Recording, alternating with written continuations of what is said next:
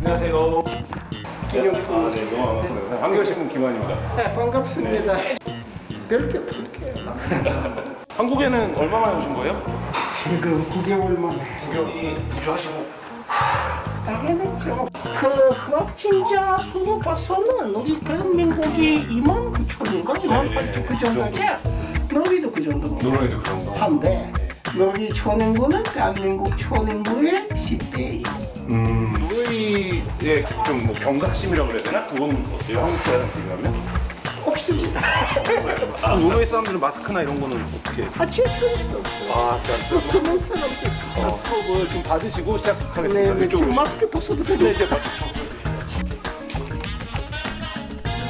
코로나에 걸리면 국가에서 한국처럼 뭐 이렇게 혼재해서 치료를 한다든지 치료는 공짜로 해주고 아직은 의료 시스템 붕괴 이런 건 붕괴. 없어요. 아이들이 있으시잖아요. 네, 학교 가나요? 갑니다. 그건 문제긴 하지만 근데 이거는 뭐랄까 아이들도 학교 못 가게 하면은 워킹맘들이 너무 힘들어. 아우성치 보고 경제 타격이 크니까 노르웨이가 지금 날씨는 어때요? 강설량이 너무 잦아서 스키 못 탔어요. 그러니까 촉설량가 그쪽이 안타깝고 그러니까 노르웨이는 지금 아마 제일 큰 사회적 이슈는 기후일 겁니다. 제일 먹고 싶은 건 어떤 거세요? 제 순대 순대? 많이 시켜 먹었어요. 배달시켜 먹고. 네네. 노르웨이는 한국처럼 그렇게 프랑스 노동자들이 많지 않죠? 지금 조금씩 늘어나고 있어요. 늘어나고 있어요. 한국은 엄청나게 네, 늘어나고 한국은 좀 폭발적으로 늘고 있어요. 이번 책의 핵심적인 주제 문제의식도 거기에 있으신 것 같아요. 런던 파리에서는 도시 인구의 3분의 1이 워킹포어예요. 워킹포어가 급격하게 늘어나고 있는 이유를 어디서 보세요? 그러니까 이율이에요. 결국엔 그러니까 결국 플랫폼 노동자를 착취하는 게 그나마 이윤을 보충할 수 있는 몇 가지는 지금 시장이 폭락하고 저 먼저 그러면 스튜디오에 들어가서 기다리고 있습니다. 바로 오십시오. 네. 아니 이발까지 하시다. 아니 이발 수도 없거든요. 네, 끝났습니다. 아이고 다 하셨으니까. 감사합니다. 안녕하세요. 한겨레신문 김한입니다. 미아라는 말 기억나십니까? 예전에는 미아 찾기가 전 사회적인 캠페인이었던 때가 있었는데요. 어느새 조금은 낯설어진 그런 말이기도 합니다. 한국 사회의 중심에서 비껴서 있대 언제나 중심을 서늘하게 했던 박노자 교수가 새 책을 들고 찾아왔습니다. 그가 화두로 삼은 말이 미아인데요. 미아라. 박노자 교수가 왜 자신을 미아라고 규정했는지 참 낯설고 궁금하기도 한데요. 저는 개인적으로 2000년대 초반부터 박노자 교수의 글을 보면서 세상을 이해하는 많은 방법들을 얻어왔는데요. 그럼 그가 당신들의 대한민국으로부터 20년 후 본인을 왜 미아라고 규정했는지 오늘 그 얘기 들어보도록 하겠습니다. 안녕하세요. 안녕하십니까. 반갑습니다. 네, 반갑습니다. 오래강만입니다. 오래간만에 뵙습니다. 오래강만입니다. 네. 저희가 이제 유럽이나 미국 관련된 뉴스를 보면 코로나 환자가 뭐 한국과는 비교가 안 될 정도로 많은데, 네. 근데 이제 그 사회가 한국보다는 오히려 좀 통제나 경각심이 떨어지는 게 아닌가 이런 생각도 드는데 실제 유럽에서 오셨는데 어떠세요? 제일 큰 거는 생존 싸움을 너무 오랫동안 안 한 사회들입니다. 그러니까 집단 생존에 대한 감각이 둔해진 부분이 있습니다. 한국 같으면은 이거는 잘못 퍼지면은 네. 수도권 같은 과밀 지역에서는 네. 그야말로 사회가 붕괴됩니다. 그러니까 정말 철저하게 하지 않으면 안 된다는 의식이랄까? 그런 것이 이제 통념이 될 수가 있는데 그렇게까지 과밀하지도 않고 한국 같은 집단 생존 게임 경험 최근에 없어서 또 한 가지는 그런 것도 그렇고 울란소나 이태리 같은 경우에는 너무나 신자유주의 영향으로는 의료 관련 예산을 너무 많이 삭감해왔습니다. 의료가 완전히 붕괴돼 버렸죠 지금. 80년대 이후에 계속해서 예산 삭감해온 결과이기도 합니다. 신자유주의가 그 전 세계에 몰아친 이후에 국가가 이제 점점 공공성 부분에서 후퇴했던 것들이 이번 이제 팬데믹 시대에 좀 유럽이나 미국 같은 나라들의 직격타가 됐다 이렇게 좀 보시는 관점인가요? 또 한 가지 큰 거는 제조업의 후퇴 같은 겁니다. 네. 그러니까 재미있는 것은 유럽 구미권의 여러 나라들 보시면은 그나마 선방한 국가들은 일단 신자유주의를 그다지 많이 받아들이지 않았던 핀란드 하고요. 신자유주의를 받아들였지만 제조업 기반을 잘 이렇게 간직해온 독일. 거기에는 그나마 돌 수 있게 하는. 제조업과 코로나의 관계는 어떤 걸까요? 보시기? 마스크 제조부터는 같이 할 수가 있고 의료기기 제조를 직접 하고요. 이제 그런 것이죠. 동아시아 특유의 어떤 권위주의적인 방식의 통제 그리고 중앙집권적으로 이렇게 쫙 지침을 정해서 사회 전체를 이렇게 딱 정리하는 유럽이나 미국에서는 불가능하기 때문에 오히려 아시아가 상대적으로 방역에 성공한 것처럼 보이는 거 아니냐 이런 이제 주장들도 있는데. 그건 상당히 유럽 중심주의적인 유럽 사고인 것 같고요. 지금 한국에서는 그 권위주의라는 느낌이 전혀 없습니다. 전혀. 권위주의라기보다는 말 그대로 집단 생존의 문제죠. 그리고 대부분은 그렇게 인식하는 것 같고요. 귀찮아도. 이번에 새 책을 20년 만에 뭐 그 전에 꾸준히 책을 내셨지만 어쨌든 한국 사회를 강타했던 당신들의 대한민국 이후로 이제 20년 만이더라고요. 제가 찾아보니까 이 책입니다. 지금 막 나온 따끈따끈한 책인데요. 미아로 산다는 것이라는 제목의 책인데 왜 박노자 교수가 본인을 미아로 규정했을까? 어떤 의미에서의 미아인가요? 개인적으로는 저는 없어진 나라 출신이라 그러니까 저는 고국이 어디냐 그러면은 없어졌습니다. 이렇게 얘기했고 제가 이제 노르웨이에서는 보통은 어디서 왔느냐 그러면 좀 대한민국 여권 소유자다 이렇게 뭐 믿어주는 사람도 없고 맨날 국경 통과할 때마다 취조당합니다. 지금 왜 백인인데 한국 사람이냐? 그러니까 저는 거기에다가 이제 약간 노하우를 개발했죠. 모든 노르웨이 시민들이 다 당신같이 백인이겠냐. 보통 국경 수비대는 다 백인들이에요. 근데 모든 노르웨이 여권 소유자들이 다 백인은 아니죠. 정체성이나 이런 것들이 사람들이 일반적으로 받아들일 수 없는 바깥에 있는 사람처럼 되는 게 내가 그 박노자 교수님이 느끼는 어떤 미아성 이런 거라고 봐야 될까요? 그런 거 그렇고 이제 노르웨이에서 20년째 사니까 노르웨이 말 꾸며서도 가끔 나와요. 그래요? 근데 이제 언어적으로는 아무리 적은돼도 저하고는 너무나 결이 다른 사람이랄까 이제 그런 느낌 많이 들죠. 내 안에서의 정체성을 미아로 인식하고 그 화두를 던지면서 워킹푸어의 시대, 우리가 짓고 싶은 세계 이런 부제를 다셨는데 이 책에서는 이제 어떤 측면을 특별히 주목하신 건가요? 신자유주의는 어떻게 보면은 부분적으로 수존되고 부분적으로 남아 있습니다. 수존된 것이 더 이상 국가가 방치하지는 않고 유동성 공급을 열심히 하고 금리를 잘 낮추고 이렇게 해서 자본주의 경제를 나름대로 조절해가는 거죠. 근데 전혀 바뀌지 않은 게 뭐냐. 노동자 착취에 대한 초과 착취입니다. 구미권도 크게 봐서는 크게 다른 게 없습니다. 그리고 요즘은 저금리 시대잖아요. 그리고는 론, 그 융자 받기가 쉬워요.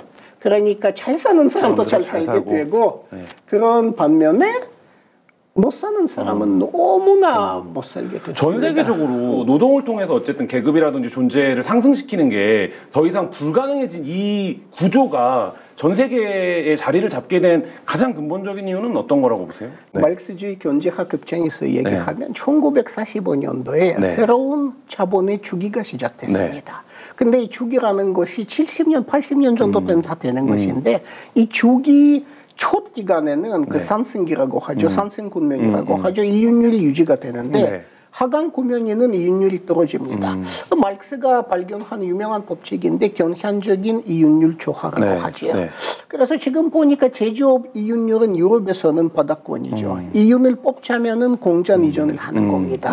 노동력이 싼 나라들로. 그러니까 동유럽이라든지 이런 데 이제 이전을 하는 것이죠. 이윤율이 바닥났으니까 큰 돈들이 어디로 가는가 하면은 한쪽 줄기는 부동산으로 흘러갑니다.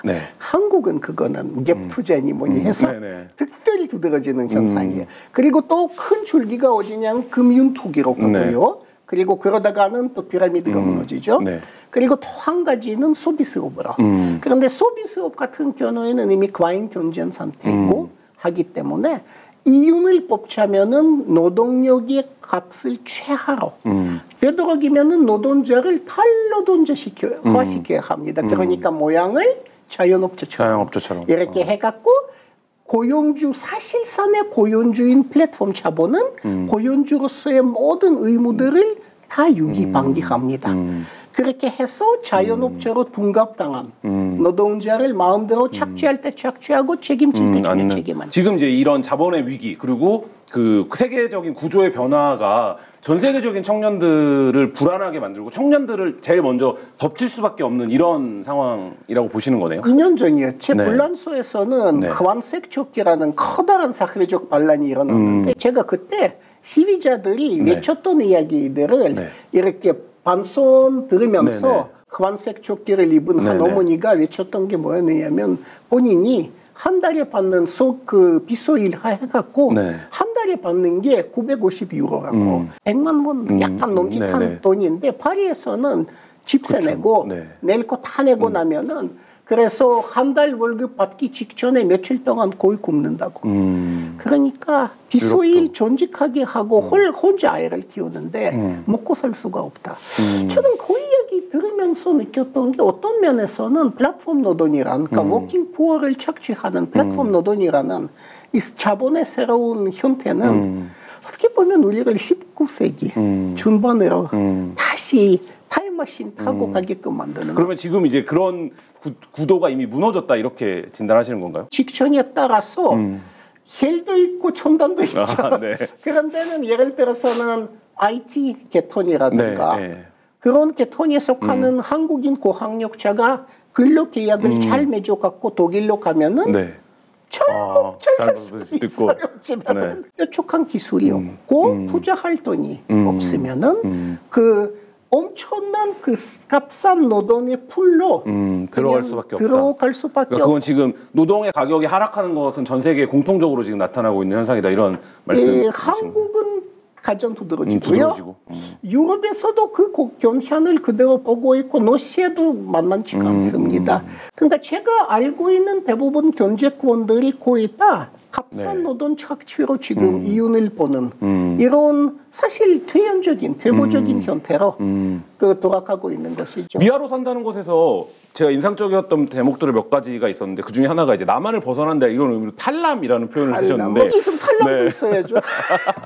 제가 선생님들이 탈람을 선택했다 이렇게 표현하셨는데 그러면 탈람을 선택한 이유는 두드러지게 어떤 걸까요? 아마 여기에서 대학에서 누가 정규직 시켜줬으면 탈람 안 하고 전 대한민국이 편하니까 그냥 여기 살았을 것 같기도 한데 저도 여기 비정규직 교원으로 살다가 간 거니까 그런 거고요. 근데 한국은 아무래도 학교 교원으로 있는 것이 여러모로 그런 말하자면은 특히 사립학교면은 불문율이랄까 예를 그런 건 있습니다. 발언권이 비공식적으로 제한되는 부분은 분명히 있고요.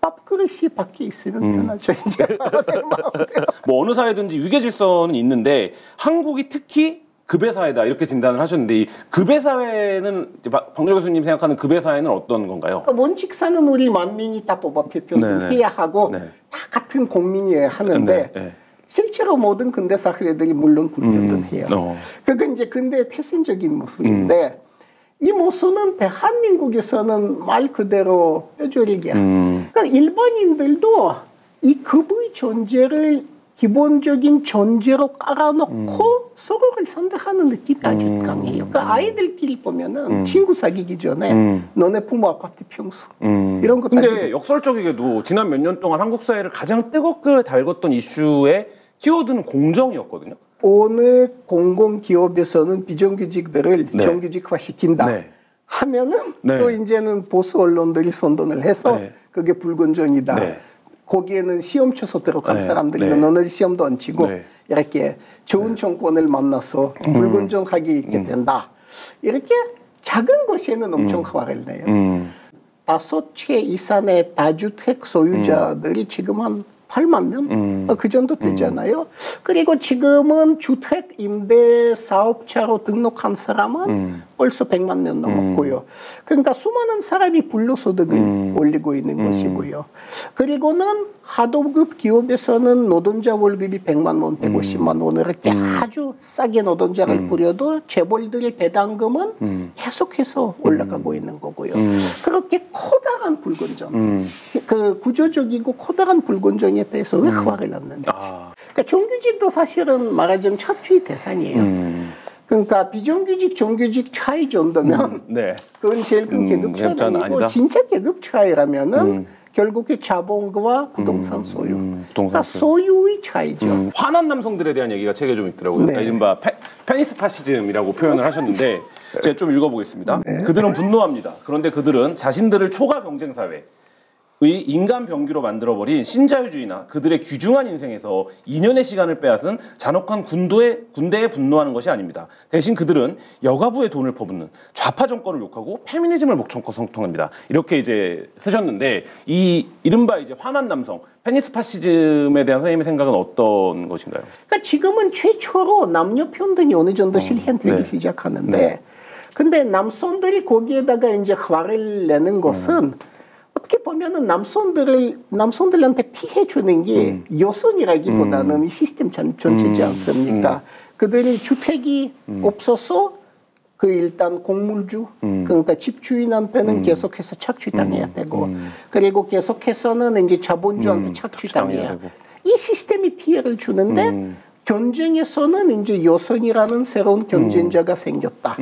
그렇게 해석하는죠. 근데 일각에서는 이런 얘기도 해요. 지금 현 시대를 살아가는 젊은 남성들이 역사적으로 가장 가부장의 권력은 못 누리는데 역사적으로 가장 페미니즘의 세례를 많이 받은 여성들과 같이 살아야 되기 때문에 자신들의 아버지들이 누렸던 편리함은 전혀 누리지 못하고 자신들은 늘 경쟁해서 여성들한테 져왔는데 여성들은 늘 우리는 권리가 없었다라는 과격한 주장만 한다. 이렇게 얘기하기도 하는데 여기서 워킹맘으로 사는 게 어떤 건지 이분들이 조금 생각해 봤으면 합니다. 저때 코로나 난리가 났을 때 애들이 학교 못 댕겼지 않습니까? 워킹맘들이 아우성을 쳤죠. 근데 그렇다고 해서 많은 기업들이 여성들한테는 출근을 명제시켜주지는 않았습니다. 알아서 하라고. 그래서 한국은 살인율이 좀 낮은 사회입니다. 10만 명당 살인율, 연례 살인율이 한국은 0.6 정도. 미국보다 10배 낮아요. 10배 낮아요. 그런 수준이죠. 그러니까 굉장히 안정한 사회예요, 사실은. 한데 이 얼마 안 되는 살인 중에서는 3분의 1 정도는 교제 살인. 교제 살인. 한국 사회는 유사강간인 성구매에 드릴 금전적 여유는 있지만 정상적인 연애나 성생활을 유지할 만한 여유는 결탄코 주지 않는 사회다 이렇게 보셨거든요. 남자들도 어떻게 보면은 정상적 삶을 빼앗긴 존재들이에요. 그러니까 이들이 헌할 만합니다. 이런 데서 살다가는 당연히 헌할 만한데 문제는 그들한테 그 정상적 삶을 빼앗은 게 여자입니까? 아니지 않습니까? 가족이라고 하는 게 세대 계승에서 가장 중요한 어떤 틀거리 중에 하나일 텐데 그래서 결국엔 그 가족은 이제 이 워킹푸어의 시대에는 종말하는 것인가 이런 생각도 들었는데 로마나 히랍, 고대 히랍을 보면은요 노예들 같은 경우에는 가족이 거의 대부분 없었습니다. 말하자면 안정된 가정을 꾸리기는 노예들이 좀 막 힘들었죠. 그러니까 우리가 좀 그런 사회가 이렇게 지금 접어들고 있다. 그러니까 우리는 말하자면은 인신 구속을 당하는 건 아니지만은 사실 이 사회에서는 아파트 관리비 낼 돈, 집세 낼 돈, 빵 살 돈, 그런 게 없으면은 일을 해도 그 비용을 벌 수 없는 세대의 등장이 시작됐다라고 보시는 거네요. 전후 자본주의는 유럽에서는 그래도 그런 사회를 개선을 시켜놨거든요. 그래서 근데 지금의 세대, 지금의 젊은 세대는 구미권에서마저도 아버지 어머니 세대보다 훨씬 못 삽니다. 이 문제를 해결할 수 있는 그런 방법은 어떤 걸까요? 해결 방법이 있다면 공공화입니다. 공공화. 일단은 첫 번째는 과세율을 정상화시켜야 됩니다. 과세율을 정상화시키는. 그러니까 전후 자본주의 이렇게 보시면은 그 탈세 자본가들이 낙원이 따뜻한 미국만 해도 그 윌리엄 바핏이 그랬나요? 본인 비서보다 세금 덜 낸다고. 그러니까 미국은 53년도에 조선 전쟁, 한국 전쟁이 끝났던 53년에 미국은 최고 과세율이 80%였습니다. 그러니까 진보적 그 불로소득에 대한 진보적 과세가 필요하고요. 그 국가의 개입을 통해서 이제 부동산 소유를 차단하고 지금 뭐 대출 받기 이런 것도 굉장히 어려워서 꼭 필요한 사람들도 피해를 본다. 이전에 워낙 대출을 쉽게 해줬으니까 이제 이렇게 하는데 그런 부분들이 그러면 맞는 방향으로 가고 있다고 보시는 건가요? 적어도 공직자가 불로소득을 못 올리게 하는 건 당연하다고 생각합니다. 개인이라 하더라도 진보적 과세를 통해서 국가는 대부분 몰수하는 게 맞습니다. 그건 맞는데 그것만 가지고는 되지는 않을 것 같고 제가 보기에는 해결책이 있다면 공공 연구 임대주택입니다. 싱가포르 같은 경우에는 70%가 공공 임대주택에서 살고 있습니다. 생애 첫 주택 구매를 위해서 국가가 약혼되는 저금리로 이렇게 윤자를 해준다든가 그렇다 하더라도 이건 사실 빚쟁이 20년 동안 빚쟁이 돼야 되는 것이고요. 최장 35년까지. 네. 그런 것보다는 젊은 부부들을 위해서 그리고는 하층, 중하층을 위해서 국가가 아주 값싼 연구임대 주택을 진설해야 합니다.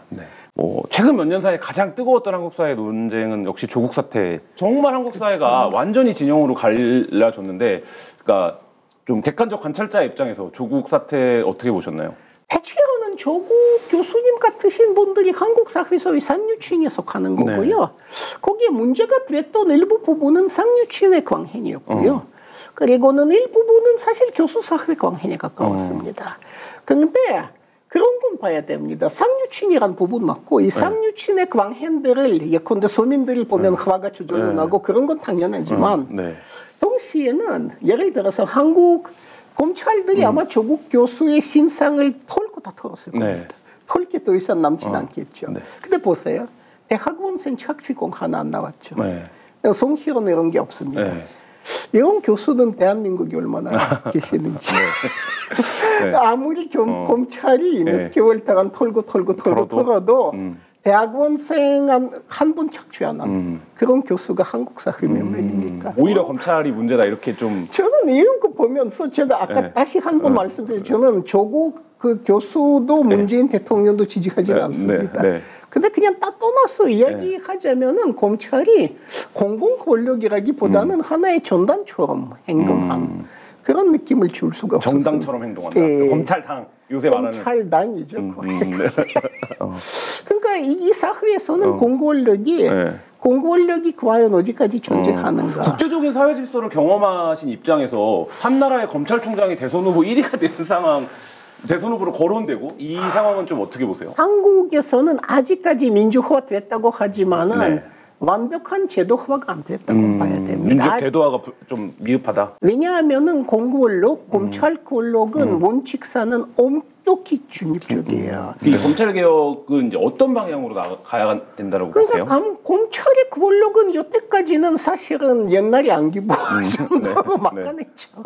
기소권 독점하고 사실상에 이제 개인들을 사찰할 수는 있었고 그 독점 권력을 상대화해야죠. 독재 권력을 상대화하니까 지금 하고 있는 뭐 공수처라든지 기소권을 일부 경찰에게 준다든지 그건 맞는 방향이다. 그건 방향이 맞죠. 조국 사태와 이 검찰 개혁 국면을 지나면서 한국 사회에서 이른바 이제 논객이라고 불리던 분들이 진영 논리로 쫙 갈라졌습니다. 대표적으로는 뭐 진중권 교수 같은 분, 그러니까 2000년대 초반에 뭐 진중권, 박노자, 홍세아, 김규왕 이런 이제 이름들이 한 번에 묶여서 이른바 진보 논객 이렇게 불리던 시절도 있었고 아웃사이더였나요? 그 개간지에서 같이 옛날 동료 활동하기도 했었는데 지금 뭐 진중권 전 교수 같은 경우에는 아예 이제 반대쪽 진영의 스피커가 돼서 활동을 하고 있는데 이런 이제 그래서 지금 어떤 얘기를 해도 넌 누구 편이냐 이걸만 따지는 진영 논리의 사회가 됐는데 이 부분은 좀 어떻게 보세요? 역시 제가 밥그릇이 밖에 있다는 게 천만 다행이다. 천만 다행이다.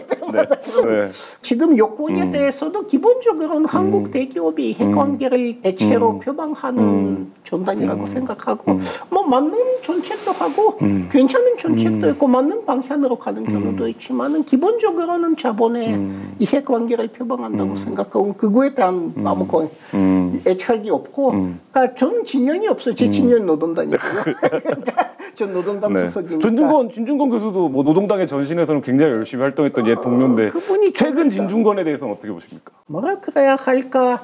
이분이 조금 크게 착각 하나 하시는 것 같은데 이분은 지금의 현 집권 층과 권력을 혼동해서 보시는 것 같아요. 현 집권층과 권력이라고 하는 가치 개념을 좀 혼동하고 있다. 이분이 잘 보셔야 하는 부분이 뭐냐면 현 문 대통령이라든가 이분들이 한국 사회의 진정한 권력이 아니라는 거. 대통령과 권력자는 엄연히 조금 분리해서 봐야 돼요. 대통령 5년짜리입니다. 지금 이제 말하자면 윤석열로 대변되는 특수부 검사들은 계속 이어지는 이제 말하자면 더 유구한 살아있는 권력이다 이런 관점이신 거네요. 그러니까 이 친 선생께서 이거 조금 길게 보셔야 되는데 만약 그거가 집권하면 이 윤석열들한테는 다음 순서가 뭡니까? 전 대통령 감옥에 집어넣는 거겠죠. 네. 그런 건 조금 길게 보셔야 됩니다. 보게 된다. 그럼에도 불구하고 박노자 교수님이 한국 사회를 낙관하는 이유는 어떤 걸까요? 일단은 저는 제조업 사회, 제조업 온위 사회들에 대해서는 좀 더 낙관적입니다.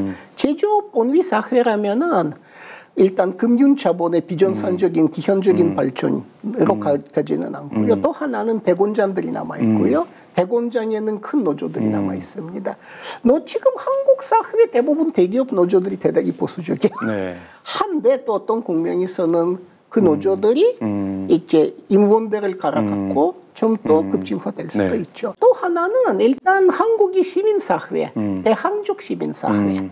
이 시민사회가 활발하고 계속 싸워서 나름대로 쟁취한 게 많아요. 네. 그리고 계속해서 새로운 거 쟁취합니다. 최근에 20년 제가 한국이 없던 20년 동안 생각한 호주제 폐지 우리가 네네. 쟁취한 거죠. 네. 그 다음에 인권 처리, 학생 인권 처리. 네. 90년 말만 해도 제가 기억 아주 잘해요. 그때만 해도 애들이 학교 가서 맞고 이런 게 그렇죠. 네. 다반사였죠. 네. 그리고 최근에 이제 문정권 하에서 하나 잘한 게 일단 대체복무제. 군대 가서 살인 안 배우고 싶은 사람 이제 안 배워도 된다. 네. 이건 엄청 해방이에요. 어떤 의지를 가진 주체들이 어쨌든 한국 사회에 존재하는 게 일단은 뭔가 사실 사회로서 네. 제일 중요한 게 자정 능력이에요. 자정 능력. 네. 그러니까 한국 사회는 그게 어느 정도 보유하는 것 같고요. 이 책에 대해서 어쨌든 짧게 마지막으로 홍보할 수 있는. 요즘은 대부분이 좀 미화화되는. 요즘은 대중이 미화화되는. 우리 모두 미하다. 이런 시대에는 우리가 적어도 이 미화라는 신세에 대해서는 자각하고 나름대로 이렇게 반초를 좀 하고 좀 그 미화라는 신세에 대한 모전에 자각이 축적돼야 그래도 미화에서 같이 벗어날 수 있지 않을까. 그 책에 이런 내용이 있습니다. 이 시대에 과거와 같은 외부로부터의 계몽은 무의미하다. 지식을 제공하면서 나은 미래의 청사진을 제시한다고 해서 소외된 채 착취에 노출된 외로운 개인들의 변화가 절로 찾아오진 않는다.